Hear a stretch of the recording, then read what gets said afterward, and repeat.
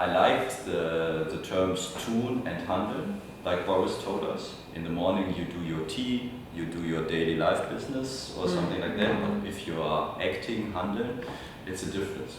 But when you talked about your praxis, I think it was good to hear that you tried to change the way of doing.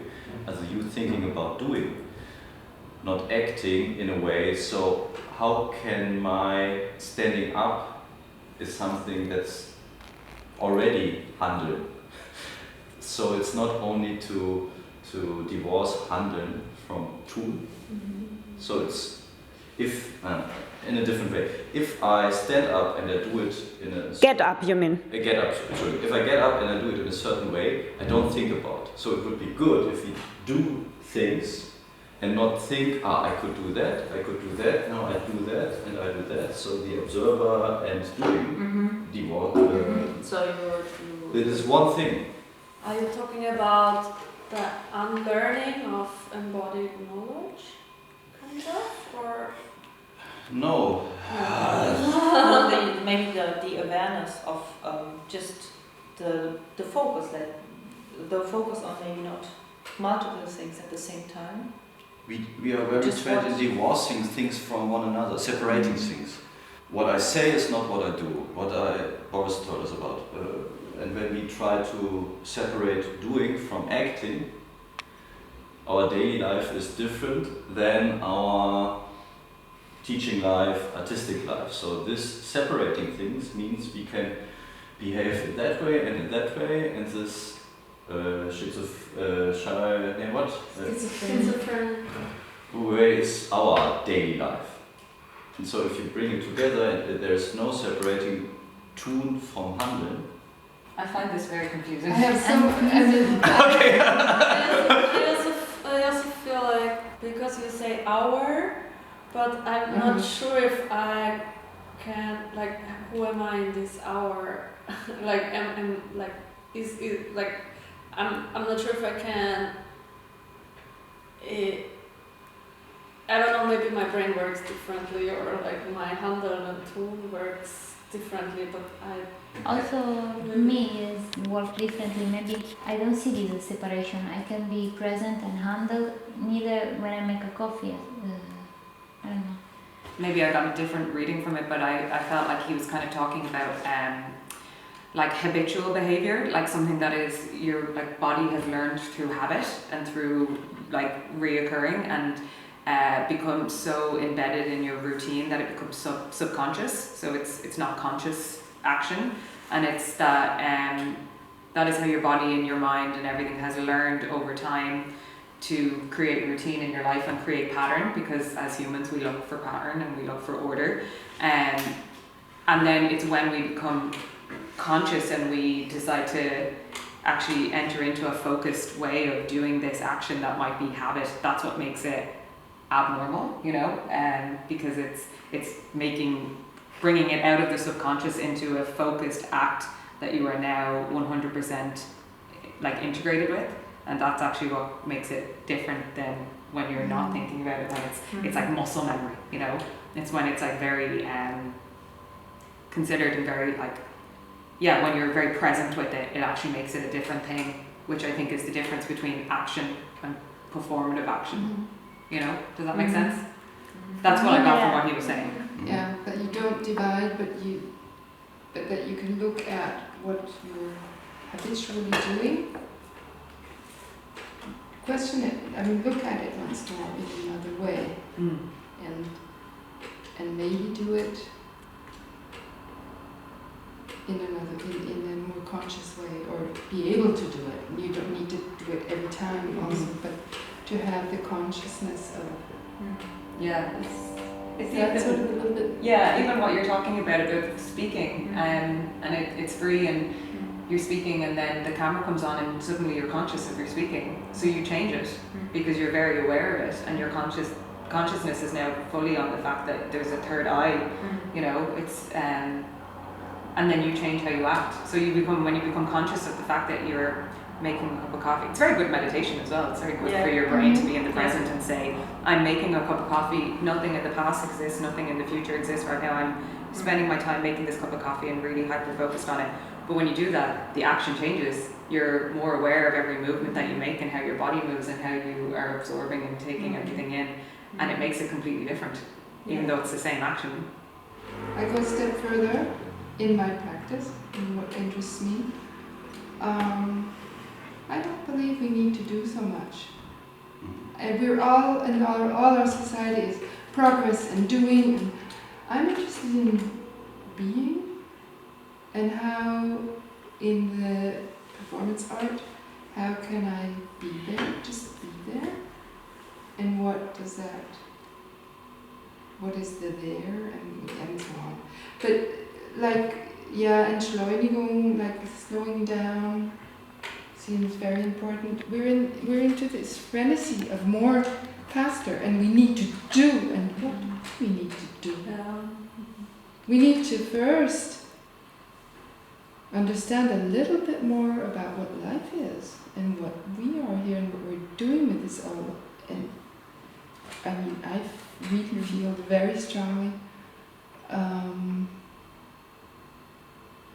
slow down and find out what it, and wonder about, and be amazed about what it is to be, and how complex and incredibly beautiful just life is. Not my life, not this human life especially, but this whole, all that is, and somehow develop other values, because if we go on, I mean, okay, we needed to, because we started to be in such a, the human being is such a helpless thing at the very beginning, so it's clear that we needed to create comfort, but we're all running still in that direction. If we have enough, there is enough of everything, we just need to divide it a bit differently, quite a bit differently. But this running, there's no need. We should find other values of how it is to be here, and the wonder it is to be part of this, all of this. And Also from being, is there a step into doing? I think you spoke about it for your art. I'm trying to lose that. Okay. But yeah, I mean, when I talked about this composing and so on, I shouldn't, it was too, yeah. Sure, I mean, I have to, or in any case, my path now in this art that is around that question, in my personality around, I don't think, but there might be another artist, there are other artists who just be there, and that's enough, and it talks enough, and so on. And for me, it's, I also want to talk about this, that we're all moved, that a body is not something, not like this bunched up bag, and just that a body is in, I mean, even a stone, it's just another time, but it's also in movement, it's in dissolve. Everything is movement. And to sort of a little bit bring that out in this bunch that is me right now, this agglomeration of materia and not materia, and immateria, just energy, and to a little bit be able to make that visible. So that is a doing, but that's only my compositional tricks, like any painter has tricks, or like, that's then the art thing. But it has been very hard to get more and more away from doing something, because in the art itself, and finding these other possibilities. Would you say making it visible is something that is necessary for you? For me, yeah, because I'm really interested in the sculptural possibilities of the body, languages, and like rhythm in space and in time. I'm interested in texture and pattern, and so there is the element of time and some change that I want to include in my work or what I want to share. Because I feel this maybe then there is this doing in this, making visible maybe. Yeah. Like just moving one stone that then becomes like, makes these rings in the water, and then it's like visible for others to see. And I think this is actually very important to do that, because when also Anthony was talking, for instance, about this transformation, picture in mind and then bringing it to life, I think that is something deeply human actually, to make this transformation, like and that was what Boris was talking about with the first group of reacting and acting, and in the sense of that he had in that sense it's a very similar understanding that there is not this all borders and not this is object, body, subject, whatever. So but everything world is coming through us all the time, and we're part of the world. And but then what is an action is not just to just react, but to let it run through you and then let it out. And I feel like this is what also Anthony was talking about, for instance. And I can only talk for myself that I cut that in my personal life, and I didn't do that because I don't know. I know why, to protect myself, because it's making vulnerable to make visible, but I think it's so important. It's very, very much connected to the human, and I understand that now, but that's why I think doing, in the sense how I understand it as the simple transformation, like letting it go through you. Yes, and then presenting it, and that can also be cooking, or that can be any sort of action, right? That you feel you form something. It can be written, it can whatever. Or it can also just be that this letting it through you transforms the way you're here, and that does something with the others. Yes, yes. It's so already much. a change. And that's So I would change the term do as you used it in give.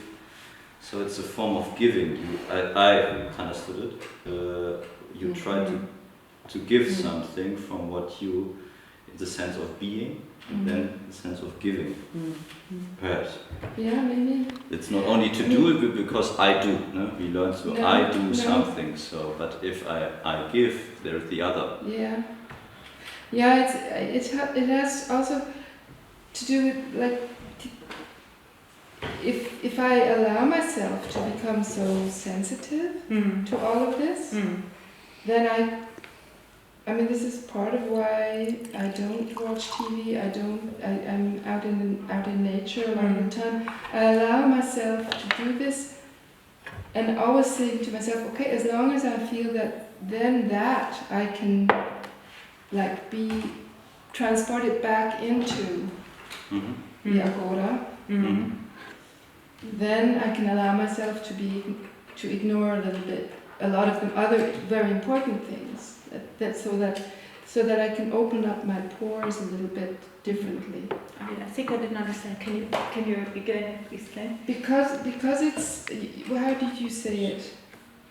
You decided not to do this because if you allow yourself to sensitize yourself, you need protection. Yes. We need protection if we're really in the and just that I've sort of allowed myself to take off a lot of that protection because I need to if I If you for what I believe Yes. in and Yes. for my life and Mhm. for the art.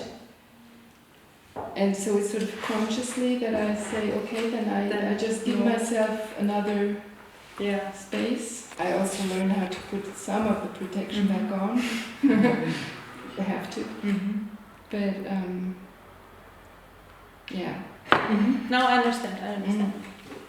Maybe it's also about this protection and maybe it's sensitizing yourself and so on. I mean, for me personally, maybe I also need to find a balance in that, because sometimes I need to go into the river and then just spend time there for a long time and just become like an amphibia or really become something else. With a different body sensitivity, that in other environments just doesn't work, or it's because maybe the spaces have a different economy, Mhm. so you have to maybe put on some protection. I don't know, some behavior or yeah, I'm trying to find a point, but or maybe it's more an observation of how yeah, I mean that maybe in the space where I'm now, I'm sitting here with you, like I don't know, maybe if you wouldn't be here, maybe I would lie on the floor. I don't know. Yeah. I don't know where I'm going. You're there. I'm here. Somewhere. Maybe that's also. Maybe in a while you part- have a place to go also with it. Yeah, maybe that's also part of the doing Sharing. and sharing Giving. and giving, and not so much the. I was also feeling that we are speaking about this inside and outside space where we relate, but also inside we are many things. Like we can make protection also for ourselves, to ourselves, and then protection to the other. So any space where we go is so complex in this sense of how you really are in front of the decision to take an action, no? Or to be compulsive and just maybe in some places to be compulsive and just doing it is still a decision that I don't know, that makes you feel okay. Yeah. And it's also nice because if we are always so in the middle, then I don't know, I speak for myself, I really suffer so much, and I can go deeper and deeper in some places where I cannot go out anymore, like so dark feel, you know, like yeah, depression. I mean, if you feel so maybe also okay. Do you mean like doings can also be just a way of not staying in that dark place? Can be a tool Yeah. to know yourself and to take a decision again that is conscious. It's not. I can really understand where you're coming from in terms of being and your practice and kind of a way of discovering and being very present, and because I think we're talking a lot about consciousness as well here. But I'm so not that way in my own practice, you know, so it's kind of nice to see and hear you talk about it and then actually be aware of how opposite or how other things are. For me, it's like to be conscious, I actually need to be conscious and to be vulnerable, but in a safe way. It has to be through doing, but I kind of need it to be, I guess, I basically have to get into a sense of like childlike state of play. Does that make sense? So where I'm so stripped back of all of the the stuff I've learned or the trauma or distraction or anything, that I've like enter a state of being completely sponge-like and just want to move that and discover and what's that doing there, and just be completely oblivious to anything other than absolute instinct, and whether the instinct is to sit and look at something or to move something or to like put something into action, you know. Not to divide these things, but just to completely wholeheartedly be like, this does not have to look or be or reflect anything to anybody else other than just purely, I trust that I do all that work when I'm in my adult state, and I trust that all my research and stuff, that when I'm in this childlike state will come as important, and the movements or the thoughts or the materials or anything, I know. So I have to trust wholeheartedly that I did that action for a certain reason that's important to me, and then when there's a viewer there, they'll get something out of that, or they'll make their own associations, and that's okay, because I've done all that work so that makes sense, so that when my instinct kicks in, it does it. Does that make sense? Yeah, very much.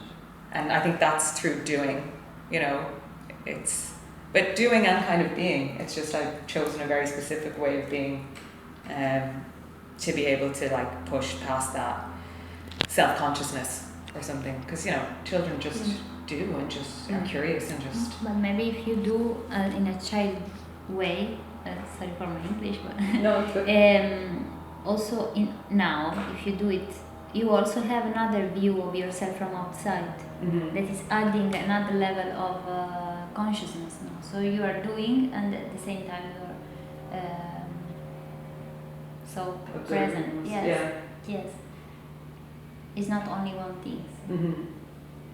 Because the child, I think they don't think about themselves from outside when they play. Yeah. The image also, because we are taking care of the image of our playing while we are playing. Yeah. Because we know that there is this potential that the image has to just be a window that can makes things grow.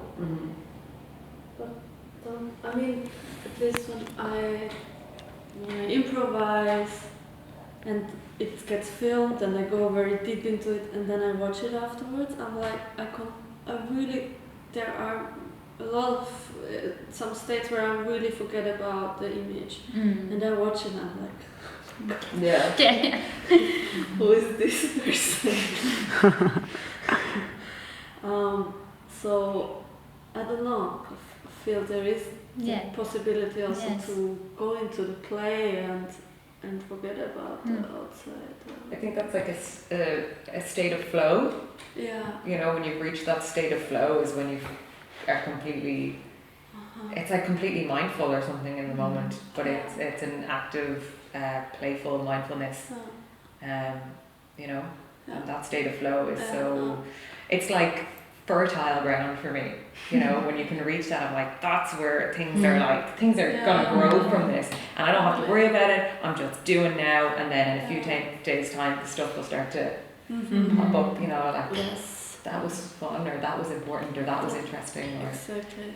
But then I also think that as well, if I want to put that action out again, like in a performance or for someone, that it's super important for me to also be able to watch it on the video and like see like how did it feel to me, but also like what kind of association does it produce, maybe in a more collective knowledge sense. So it's also a way of self-reflecting, and how do we do this? Either through images, or what is the documentation, and how important is it as a step to a way we perhaps could reach in the far future? Sometimes when I also say flow. Sometimes when I'm in the flow, for instance, then I don't care about images or what I produce, but it's just a moment to be with the people, for instance. And then these are the worst photographs or documentations because it's not captured. It cannot be captured in that sense. But this emotional part of me, I captured this moment, and then this is like this point of self-reference. That's really interesting as well. It's which kind of which terms we use, because I also use this flow, because it's for me like to step onto a wave, and we all are together on this wave at this certain moment, and when we are not together, then it's failure, but it's great to fail. And also that flow, which is like, you can't capture it. It's like intangible. Like we talked about this, I talk about this a lot 'cause in my practice, it's very much trying to capture that, the in between two points, you know, like the alchemy or the whatever that happens. We kind of talked about it in the card the other day with the dough. But that energy and that flow that happens when you're in that sense of it, I think that's, other people can feel that in the room, and that's where the liveness and that's so important in why we make the work that we make, because you can't, you can video that, but you can't feel that in a video. And even if you do, it's never on par with like that absolute, which I believe is physical energies between people that cannot be seen, but it can be felt, and that is a physical, tangible, palpable thing. And it has space that I think is physical.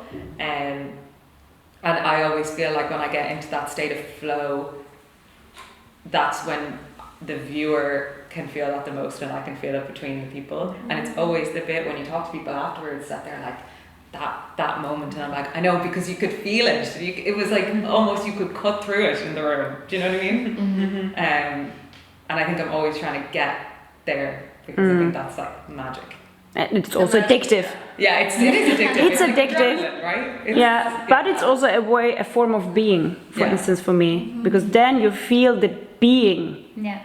Oh, do you agree?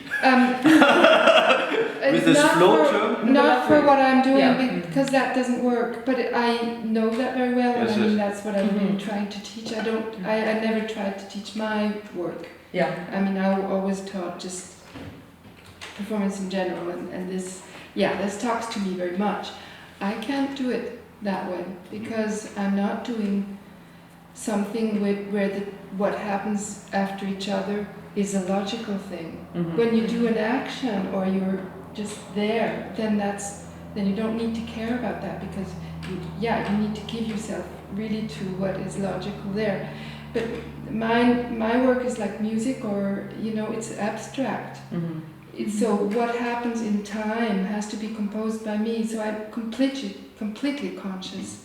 While I'm trying to be really there, I'm doing immediate composition in time and space. So I mean, I'm composing sculptures, and I know about how I need to work with time so that the pattern, rhythm, repetition, change, rhythm, that's just different in music and in abstract movement language. So I'm very envious that you can, that you have that element of you really giving yourself to that moment and really being in it. But I can't do that now. I have to work differently. So I'm really envious. But that's how it is now, I think things might change, and it's what's important for me now, but I hope to have a long practice, and different things will become important at different times, and also, like my body will change, my mental capacity will change, and things will alter in my life, and things will affect me in different ways that will change my consciousness or change that childlike thing that I take on, so it's good now, but like even I had 2 performances before the last one that were very upsetting and I felt myself very vulnerable, and I was like, this is great, because I'm obviously like, I'm getting at stuff here that's important. But for the last one, for Fix last week, I was like, I'm not doing it. I've given so much in the last 2 performances of myself, and I'm not doing it for this one. And I'm gonna try and reinstate that like fun, just trying to discover stuff. And yeah, I think it'll change and different things will become important. And I think it's really nice to hear, yeah, even that you're talking about time and music. I think that makes a lot of sense with your work and how you talk about your work. I think it's a really good association to have, and I'm excited to see it. Yeah. One further question to the flow.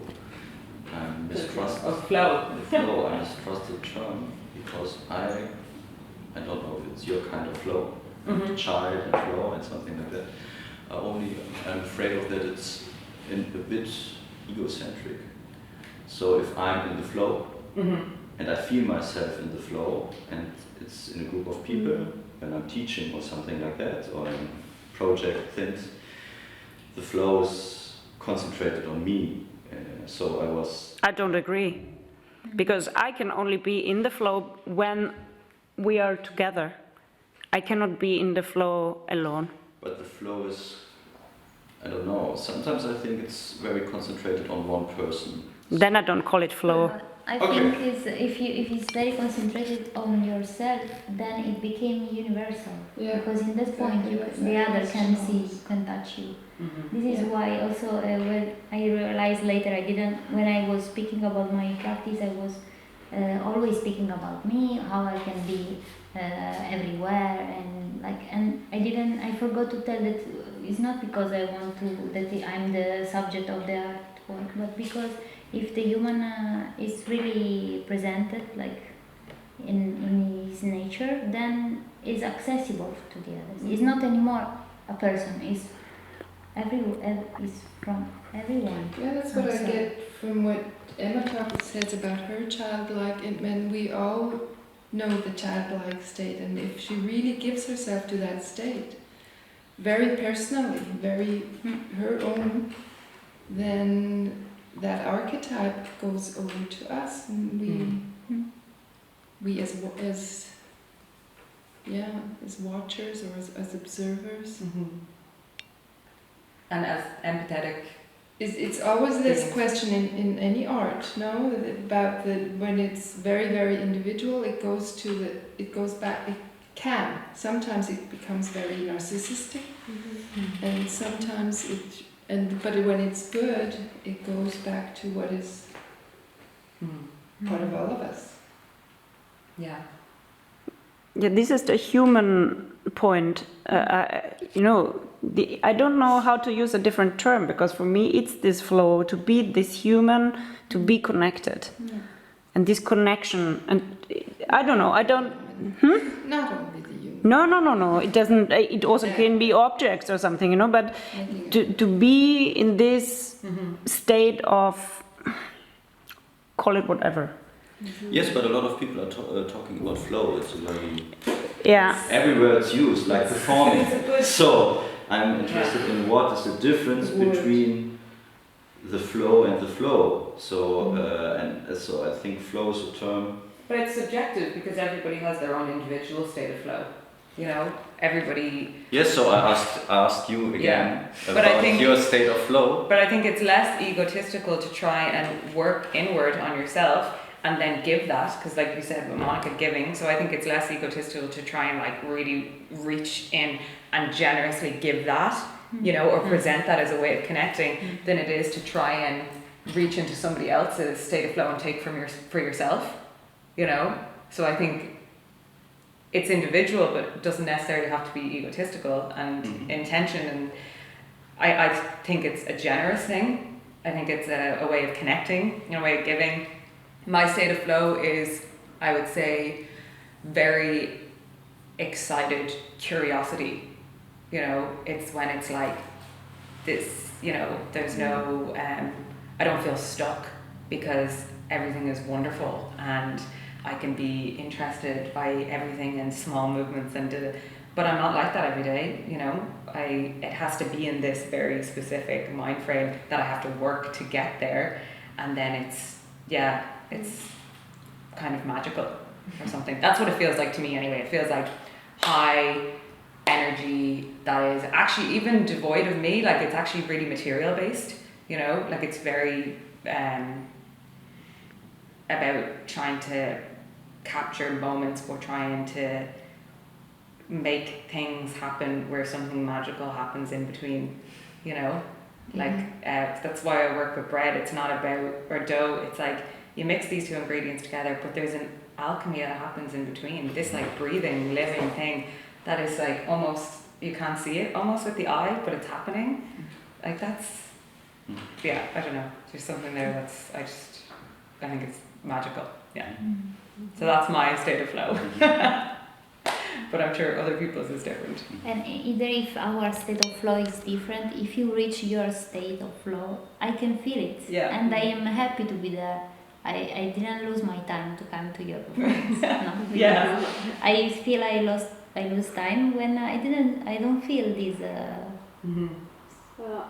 And it's a decision that the artist has to take. That's why it's so important, the decision that the artist has to take when performing.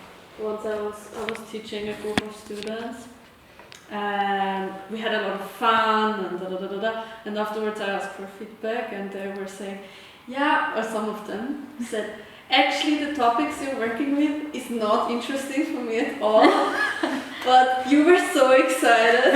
Yeah, so it was really fun to work with you. So I love that that's transferable. you Yeah. know, that they can absorb your excitement about something.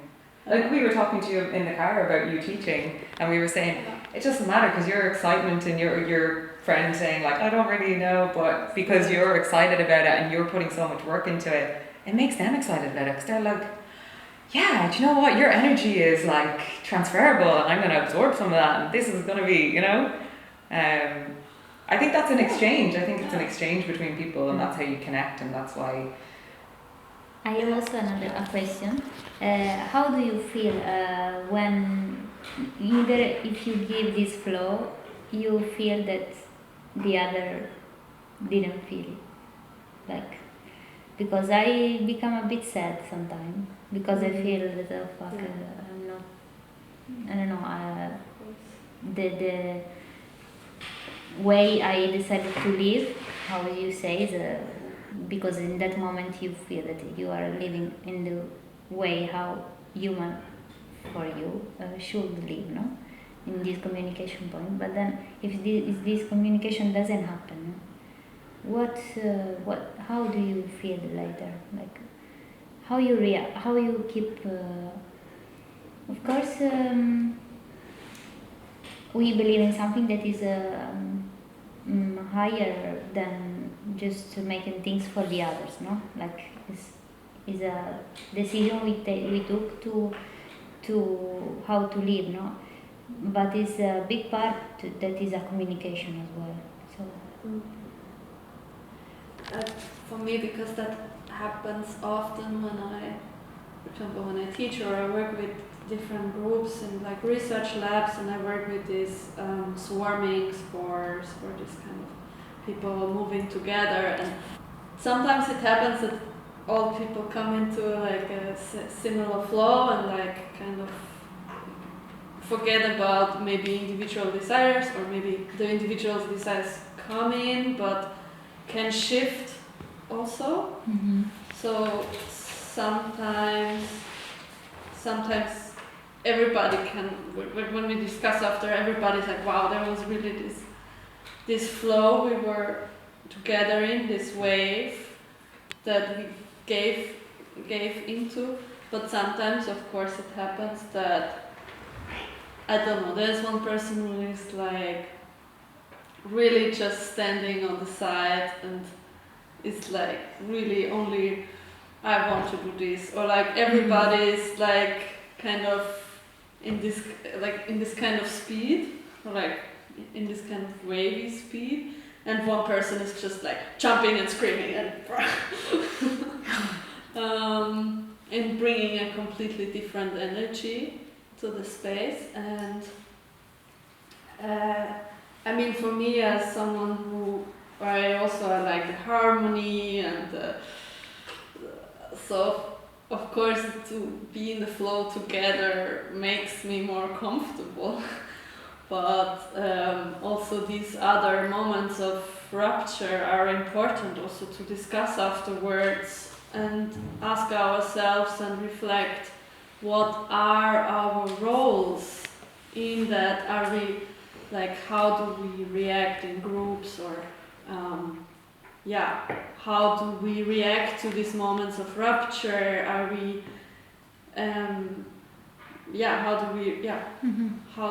how can we be together in that rupture and still be comfortable? Or so I feel it's also super important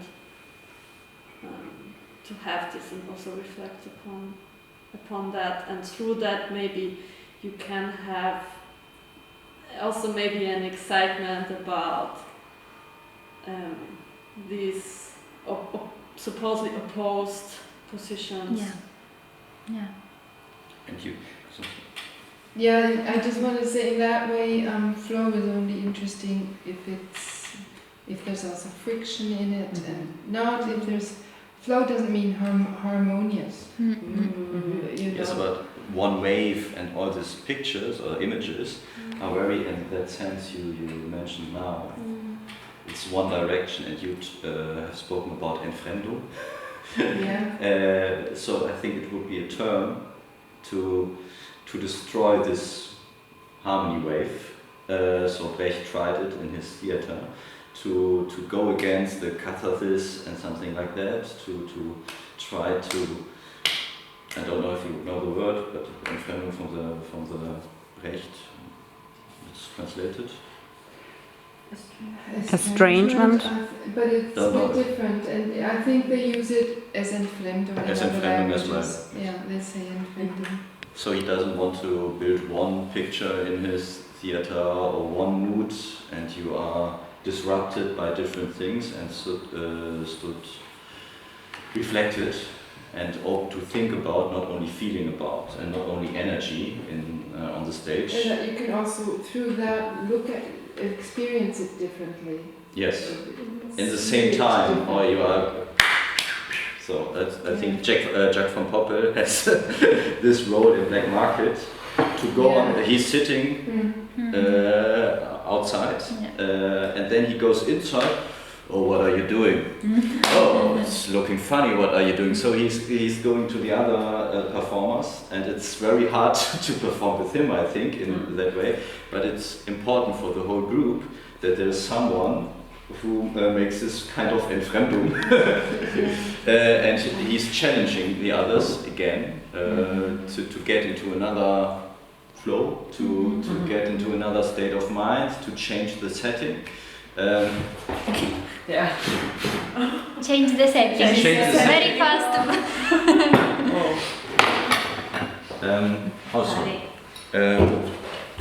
And that I think is something that's good also, no? Not only the wave thing or flowing thing, or it could be part of the flow.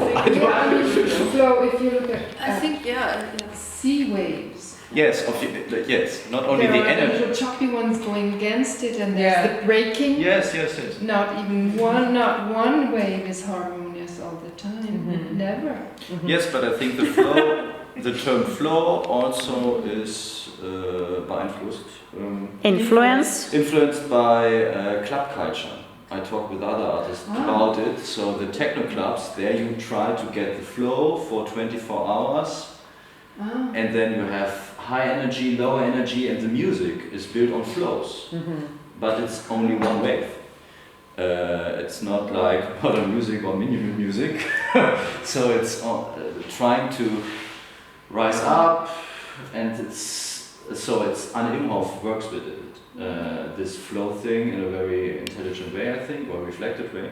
So that's why I'm so a little bit. I feel uncomfortable with the flow term, because there are a lot of people who are using it in different ways. So I ask, what is flow? And if you say, okay, the river, or when you look at water or wind or something like that, it's totally different to that club culture flow. Yeah, it is. Yeah. And where you take drugs to get it more and something like that. Or if you go to the church. We are the drugs. Everybody has to feel it. And you have to connect in it, and you have to be in it, and that's very strict. Not be different. Not be different. So it's like the church things or something like that. My questioning in flow. And I think what you mentioned in your horizontal line is another kind of flow than the club culture flow or the techno flow. So we can get fluid or spread myself. No? That's different. I feel like I felt that.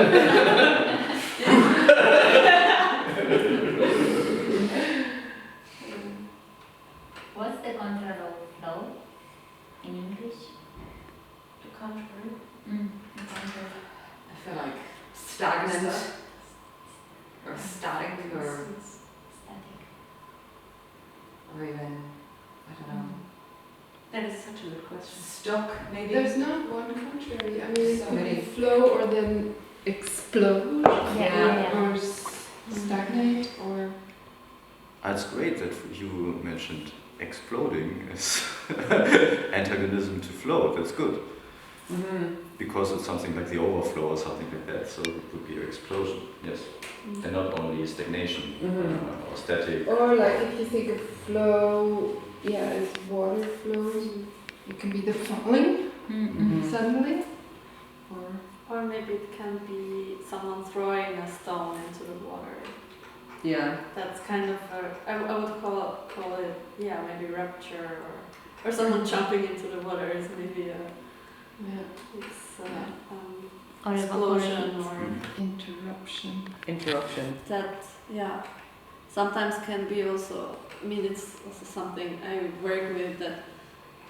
It's not always this like the individuals follow the flow, but also this constant reflection about what is the flow, and maybe we want to change the flow also by jumping into the water or by creating this rupture. Maybe the contrary of flow doesn't exist because actually you can always consider any interaction as a part of the flow. So I think it's like that. There was one more thing that I was thinking about from the presentations the other night that, Lucia, you mentioned in your work, and actually Monica, I think you might have referred to it in your work as well, about an intention or an eagerness or even just maybe it was just kind of a reflection or a comment on attempting to make live work, but to take yourself out of being the subject. You sort of spoke about it in your work, and I think maybe you referred to it as well. And I'm just interested to, like part of what not that I'm trying to take myself out of subject, but I'm trying to make the material as much a subject as myself in performances, especially with bread dough. It's like that is also another body. So yeah, I'd just be interested to hear if either of you could like talk about that a little bit more in your work, or what that means to you. I think for me is more the idea of dividing or play with numbers of me. So to not consider, I like when things change in numbers, because I think that when they change in numbers, they you can open more possibilities. No? So if I take this cup and I cut in two, and I put these two parts, one here and one here, then something happens. If I make this disappear, so it was 1 and it became 0, it's, I don't know, it's to play with this sense of existence by changing number things. So I like when I'm not the center or the subject, but I'm anyway the subject of the performance, like not in the way how I said before, not that because I'm so important, no, but because if I reach the point of flow, then I became an instrument, no, for communication. So in this, how to reach this point of flow is to play with the numbers I have. So I like to also with time, not only space, no. For example, by using drawings, there is a part of me that is has the stone time inside, because it's an intimate and past moment that I was living, and is there with me.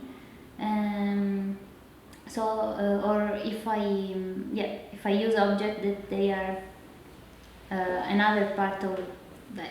Okay, they are not part of me, but they reflect something.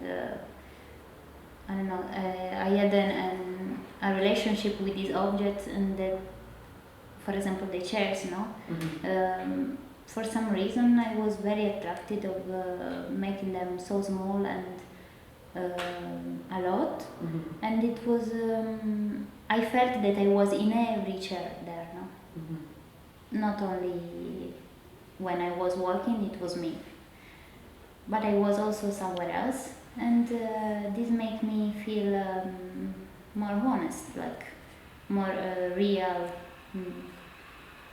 So I think I'm still the subject. Okay. But I'm not the center. Yeah. I think it makes sense when you were saying about getting to that state of being the instrument. Yes, I think that makes sense. and then you get also absorbed by the object. Yeah. I felt that any piece of paper was absorbing a part of me. Yeah.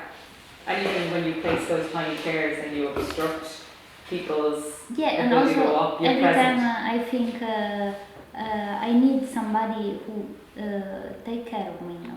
Anytime I was thinking this, I need the people is more sensitive. I need in any chairs there was one thought of this because they needed to be seen, because if not they could They just get die. So it was also these thoughts in that place, but I couldn't afford these thoughts in my body.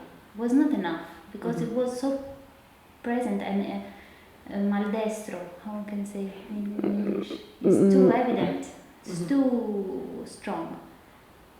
Even I don't say no in English right now. But, It's not clumsy. maldestro. Maldestro, yeah. Yeah, it's clumsy. Right. When you It's clumsy then. drunk so I needed other. It's also a way to delegate. Yeah. Is also leave things to be what they are, and it's for me it's democratic as well. Way to be the subject. Yeah. That makes sense. Yeah, I really understand. It's not far away from it. On the one hand, like it became so important that the presence, that like it's the moment, the work is the moment itself, and it became so important to be able to listen to and give space or leave space for the other presences.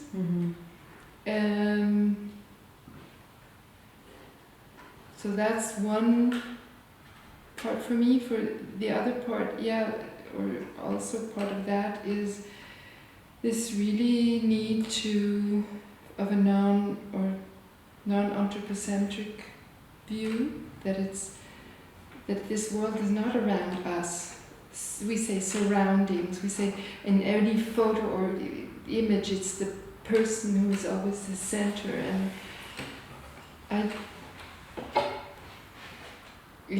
just to try, even if I'm working only with this piece of world, which is actually a person, to try to more and more